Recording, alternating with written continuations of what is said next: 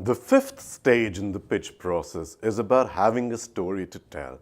What's your story? Are you going and making a presentation which has about 25, 30, 40 slides and boring people to death? Or do you really have a story to tell? And here is why it's important.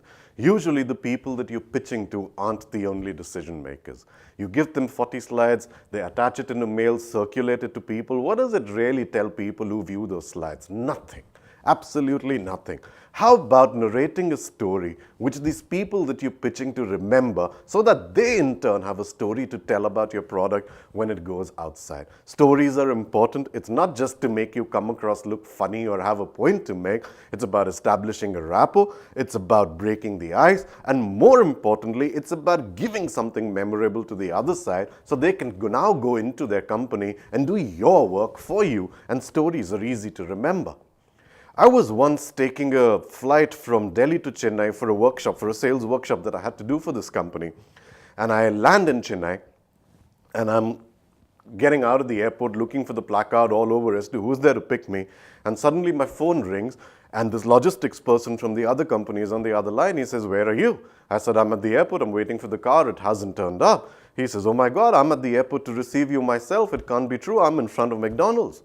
And I said, "Chennai airport doesn't have a McDonald's. I can't see a McDonald's around here." I asked around, maybe it's open in the time that I haven't been here. There was no McDonald's around.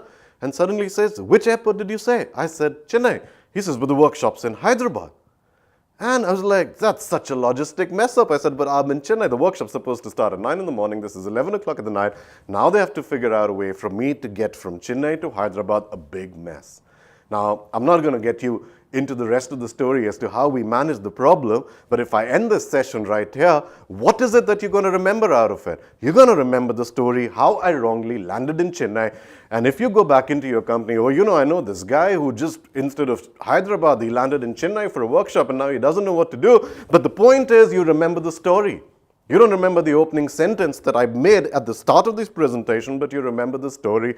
Does your pitch, does your product, does your business have a story to tell? Because if it does, then the other side remembers it and they use it not only to build a rapport with you, they use it not only to get to value you or understand you a little more. They use these stories because they are memorable, and it makes it easier for me, the guy who's receiving your pitch, to go and convince others in my company because I at least know what you're talking about.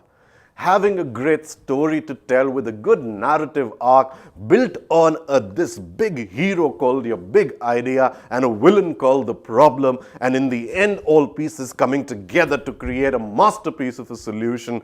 That's what a pitch is all about. That's what a storytelling is all about. That's what gets you to the close, not your list of about us, features, close, trial, close and all that. Have a great story to tell. Join us at Pitch Plan and we'll show you how.